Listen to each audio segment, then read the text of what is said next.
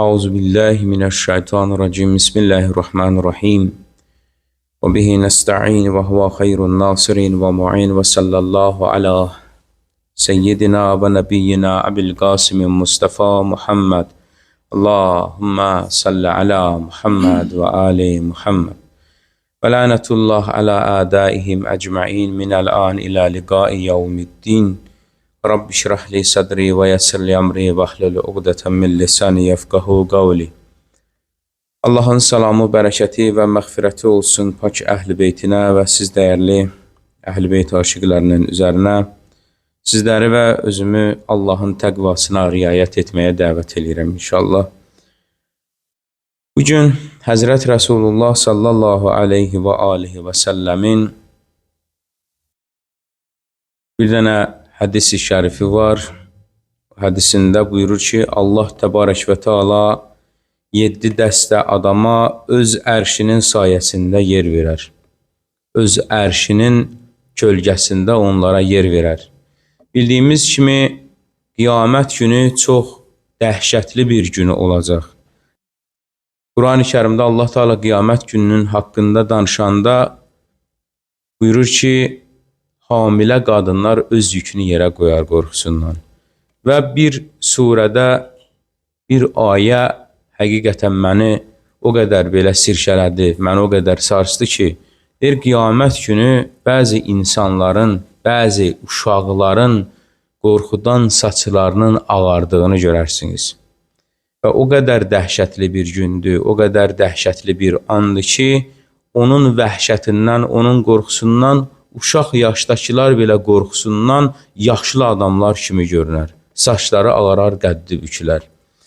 Bunları deməkdə məqsədim nədir? Quran-ı Kərimdə Allah Teala ki, qiyamət gününün haqqında danışır, bizlərə xəbər çatdırır.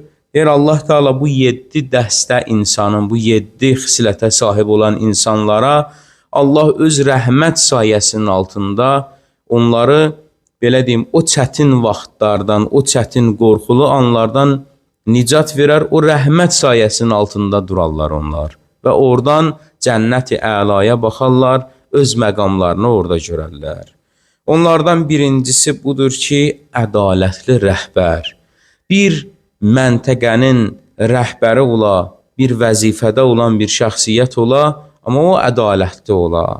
Ədalətli şəxsiyyətə Allah bu qədər önəm verir ki, deyir, qiyamət günü o çətin vaxtda, o çətin hadisələrdə Allah onu öz rəhmət sayəsinin altına alar və oradan məhşərdəki haqq hesab hadisəsinə rahatlıqla, aramlıqla baxar, qorxu, çətinlik, susuzluq, acılıq ondan götürürlər. Allah ona öz rəhmət sayəsində yer verər.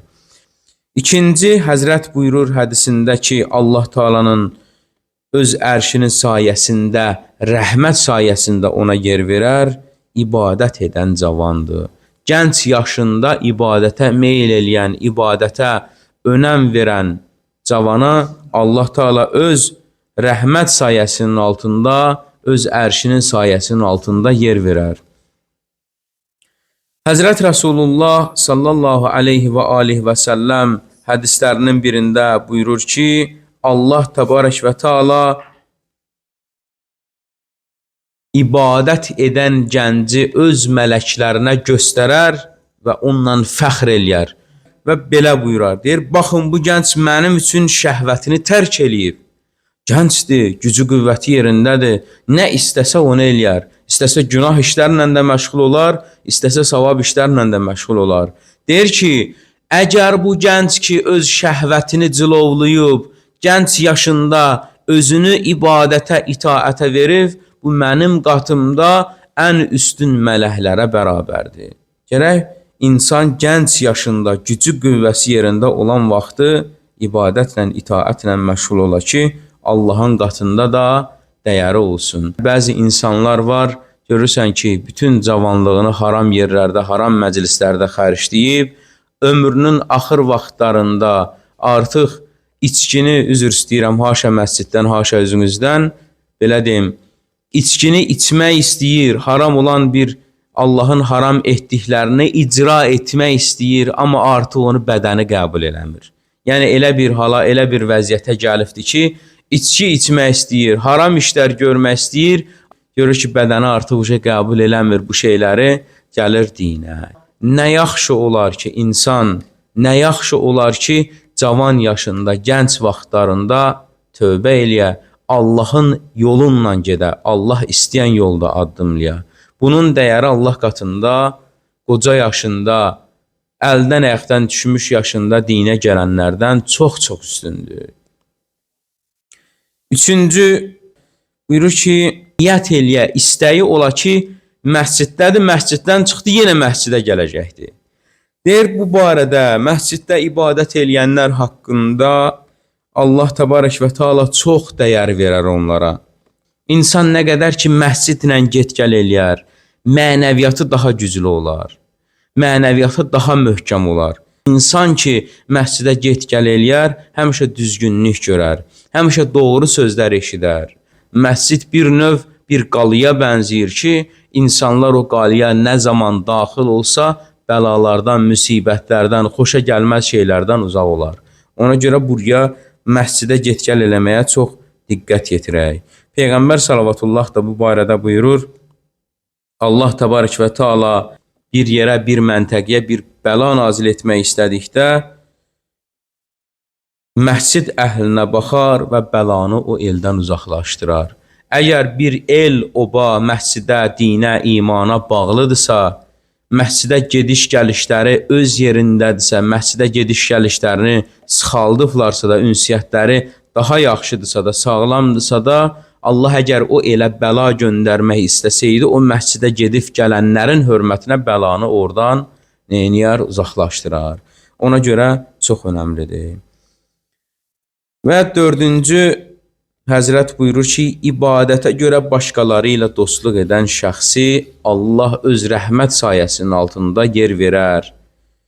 Yəni, Allaha xatir dost olan, ibadətdə, itaətdə bir-birinə dostluq eləyən, məsciddə bir-birindən tanış olan və ibadətdə qardaşlıq, dostluq eləyən şəxslərə Allah öz rəhmət sayəsində yer verər. Bu önəmlidir və bu barədə Həzrəti Rəsulullah buyurur ki, ən yaxşı əməl Allaha görə dost və Allaha görə düşmən olmaqdır.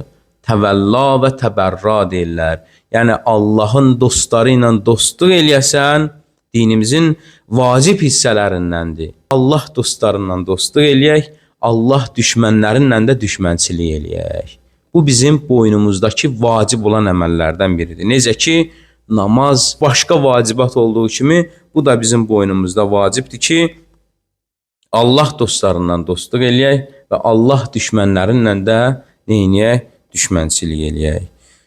Və beşinci əməl budur ki, xəlvətdə günahların qorxusundan ağlaya insan. Yəni, günahlarına görə, etdikləri o yanlışlara, xətalara görə insan xəlvətdə ağlaya, bir peşmançılıq hissi keçirə, Allahdan bağışlanmaq diləyə. Deyər, belənçi bir şəxsi Allah öz ərşinin sayəsində bunlara yer verər. Öz rəhmət sayəsindən bunlara yer verər. Həzrət Əli əleyhissalam bu barədə buyurur ki, Allah qorxusundan ağlamaqla günahlarınızı yuyun. Günahlar yuyular deyir. Deyir, Allah qorxusundan bir nəfər ağlaya, etdikləri günahlara baxa çevrilə bir arxasına görə ki, mən nə qədər günah işlər görmüşəm. O günahlara görə Allahdan istiğfar eləyə, bağışlanmaq diləyə və ağlaya, deyir, o göz yaşları onun bütün günahlarını yuyar aparar. Altıncı buyurur ki, gizlin şəkildə sədəqə vermək. Gizlin şəkildə sədəqə verməyin çox-çox böyük savabı var. Peyğəmbər salavatullah buyurur ki, gizli verilən sədəqə Rəbbinin qəzəbini söndürər. Yəni, gizlində bir nəfərin ehtiyacı var idi. İmkansız, çətin vəziyyətdə olan bir ailə idi. Götürdün ona sədəqə verdin, bir özü bildi, bir də sən bildin. Heç kim bilmədi. Hətta məhsumların həyatına baxsaq, görərik ki, onlar bir nəfər, bir ehtiyac sahibi gəlib qapılarını döyəndə, onlardan köməklik istəyəndə, qapının arxasından kirmişcə əllərini uzadıb verərdilər ki, bu şəxs hardasa məni görər, mənlə üz-üzə gələr, məni görəndə utanar, xəcalət çəkər. Əhl-i Beyt əleyhissalam belə idi və sədəqələrini gecənin bir hissəsində heç kim görmədiyi zaman gedərdi imkansız ailələrini. İmam Səccad əleyhissalam, Həzrət Əmir əl-Möminin əleyhissalam və bütün imamların həyatında bu cür şeylər olubdur. Ələl-xüsus da Həzrət Əli dünyasını dəyişəndə İmam Həsən və İmam Hüseyn əleyhissalam ona qüsul verirdi. Gördülər ki, çiyinləri qabar bağlayıbdır. Sual verdilər ki, bu nəyin qabarıdır? Bu nəyin yarasıdır belə? Nə olub, nə səbəb olub ki, hansı döyüşdə bunlar əmələ gəlib? O zaman İmam Həsən və İmam Hüseyn əleyhissalam dedi ki, atamız Əli gecələr yetim uşaqlara, kimsəsiz ailələrə gecələr ərzaq daşıyardılar, çörək daşıyardılar, xurma daşıyardılar. Ehtiyacların nələrə var idi, həmin onları kirmitcə bütün əl-ayaq çəkiləndə, cəmaət öz evinə girəndə, yatmağa çalışan vaxtlarında gedərdilər, heybələrinə doldurardılar ehtiyaclı olan şeyləri, ərzaqları, bir-bir qapını döyüb özləri də oradan uzaqlaşardı. Heç kim Həzrət Əli ölən gününə qədər bilmədi ki, onları verən Həzrət Əli idi. O ərzaqları qapılara qoyan Həzrət Əli idi. Öləndən sonra aradan 3-4 gün, 5 gün, bir həftə vaxt keçəndən sonra gördülər ki, artıq bunlara o axşamlar ərzaq gətirən şəxs ərzaq gətirmir. Onda bildilər, başa düşdülər ki, bunları verən Həzrət Əmir əl-Möminin əleyhissalam idi. Əhl-i Beyt əleyhissalam belə idi. Peyğəmbər salavatullah başqa hədisdə buyurur ki, sədəqə Rəbbinin qəzəbini söndürür və insanı pis ölümlərdən uzaqlaşdırır. Sədəqə o qədər önəmlidir və insanın ömrünü bərəkətli eləyən vasitələrdən, ruzisini bərəkətli eləyən vasitələrdən biridir. 7-ci və sonuncu bunu da deyim.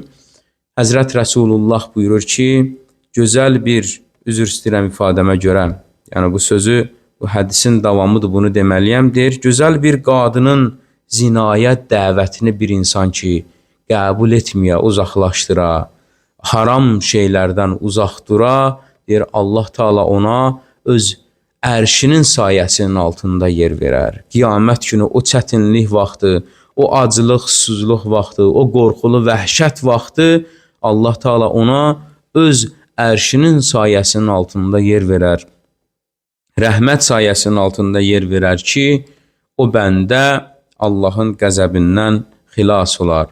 Allahdan arzum budur. Allah bunları oxuduqlarımıza, eşitdiklərimizə, öyrəndiklərimizə bizləri əməl edən şəxslərdən qərar versin inşallah.